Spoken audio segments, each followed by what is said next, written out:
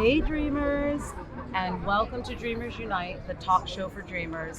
I'm Sherry Pullum, and today we are in Harlem, New York for Harlem Week. Well, today I had the pleasure of spending time at Grant's Tomb, and we had a terrific day, and I was able to see this fabulous artist that's with me today. I'm so excited, or I should say tonight. She is Afro-Pop sensation with a unique sound. She's beautiful. Her music is here now in the United States, and we are so happy and delighted to bring you Fati. Yay! Welcome, Fati, to our Thank show. you for having me. It's a pleasure. You are very welcome. So, you know that this is all about inspiring, people and our dreams and our goals. Well, I know that you come from a long line of jazz musicians, right? Singers. I watched her perform today. Amazing. Me, I can tell by the way you be looking at me, smiling like you want a piece of me.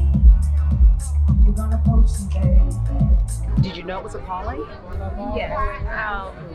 I tell this funny joke.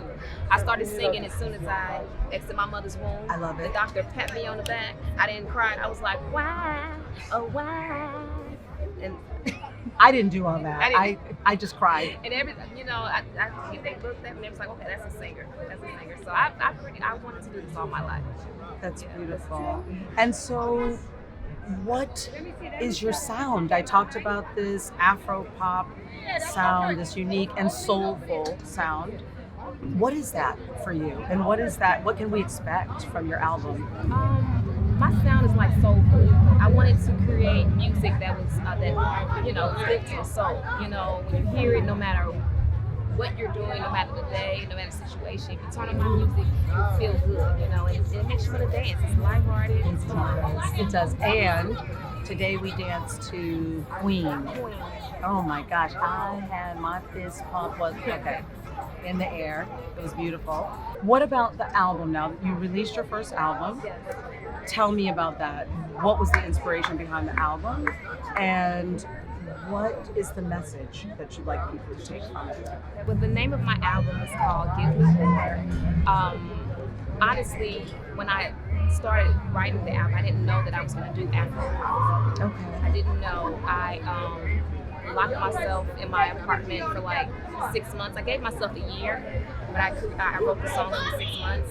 I didn't go anywhere. I had food delivered to the house.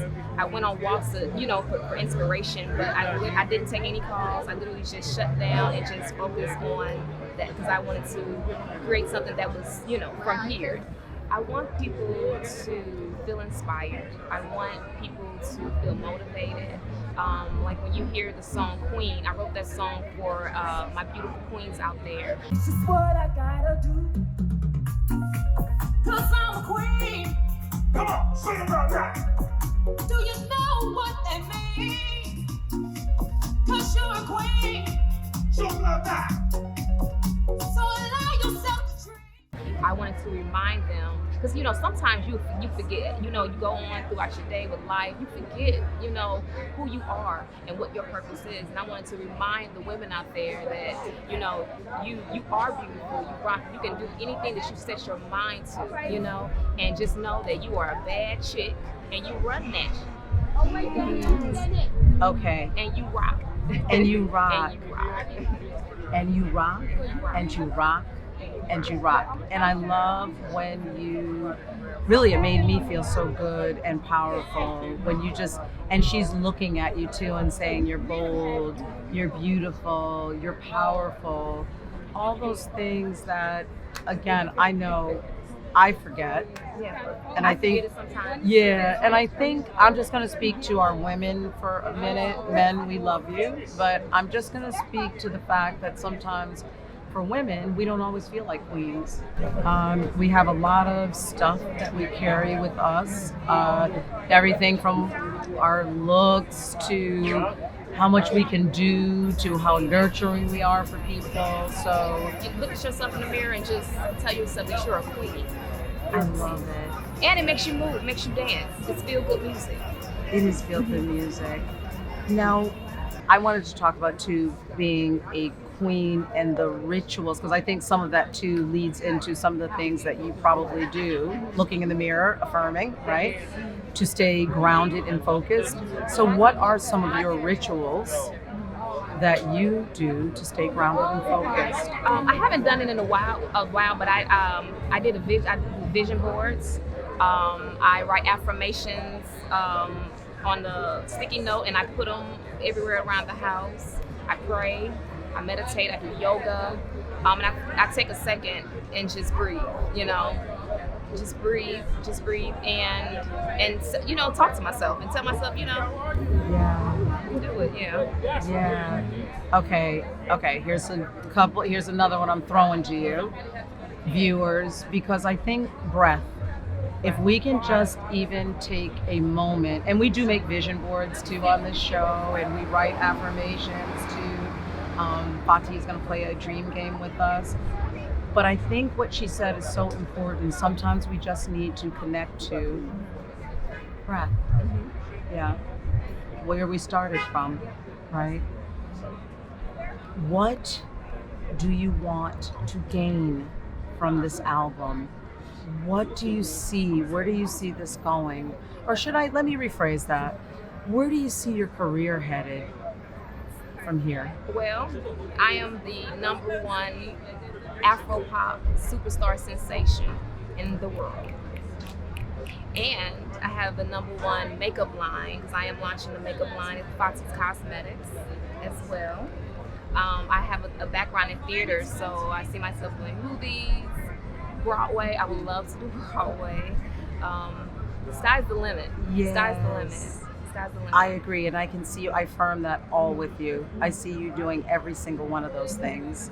So now you're here now, and you are doing so many things, and you have this great vision for yourself, and you're already making so many of your things come, or your dreams manifest. Tell us some of the challenging parts of your journey, and how did you overcome some of those challenges? Okay, I'll start when before I got into music and creating my album. I worked for a non-for-profit. I was a fitness and nutrition coordinator in Chicago, Illinois, and I loved my job. At one point. Okay. And it was just something. I don't know. I think my gift was calling me. So it was just like one day I woke up and I just had agony. Like, I can't do this anymore. As an artist, Yes. it's hard for us to work a 9 to 5. Yes, it is. It's hard Yes, for it us to work a is. 9 to 5. So every day I felt agony. I was depressed. I was like, I want to do it. And like my dreams, I kept having dreams of me on stage. It used to keep me up at night. And one day I came home from work and I called my sister and I was just bawling, crying. I was like, I hate my job. I can't do this anymore. At the time, I was like, I want to do Broadway. And she was like, well, what do you want to do? And I was like, I want to do Broadway. And so she was like, well, where's Broadway? I was like, in New York. She was like, well, move to New York. What's holding you back? You don't have any children. You're not married. Move to New York. And I was like, yeah, I guess I can, huh? So I gave myself a year of planning, and I did a vision board. Nice. I did affirmations, and I didn't tell everybody. Yes. I didn't tell everybody because I was still struggling with it, because at the time I didn't believe that I could do it. Yes. I didn't believe that I could do it. So it was help from my sisters and my mother, my friends, just giving me that confirmation and just telling me that you can do it. And it helps to have somebody in your corner that supports you Yes. and believe in you, and it makes it a little easier. So I gave myself a year, and I saved my little change, and with hope and a dream and a prayer, and I packed up my stuff and I moved to New York for 3.5 seconds. And it didn't last long, because while I was there, I actually went. I used to sit on Times Square with my Bible, and I used to just pray. I used to sit. You know where the stairs are? Yes. I used to sit over there with my Bible, and I read some scriptures, and I look up, and it was a screen, Disney, and it was one of the Disney commercials, and one of the commercials that stood out. So it was one of the days I was just having a really bad day, and I looked up, and it said, think bigger. You're not thinking big enough. Think bigger. Think bigger. You're You're not thinking big enough. Because in my mind, I didn't think I was gonna do. At the time, I didn't know I was gonna do an album. I thought I was gonna do Broadway. And I went on auditions. Did not work out like I planned. I was so discouraged. I cried. I was embarrassed. I was like, I did not want to come back. And so how did you overcome all of that? How did you overcome to now be? My father. Okay. I called him. I told him things weren't working out, and he said, "Well, come to Africa. Come to Africa, clear your mind." Because he was living in Africa. I'm like, okay. Went to Africa. He sat me down. He was like, well, what do you want to do? And I was like, he said, do you still want to sing? And I said, yeah. He was like, okay. Me and the family will support you. Go write an album. And I went back to Chicago, and I gave myself a year, and I did it in 6 months, and here I am. So what the takeaway is, because I like to give our guests, our viewers, I should say, a takeaway. A couple of things I think that you said are so important and great nuggets. One is you have to stay focused, give yourself a plan and a timeline. Don't always share everything with everyone, right?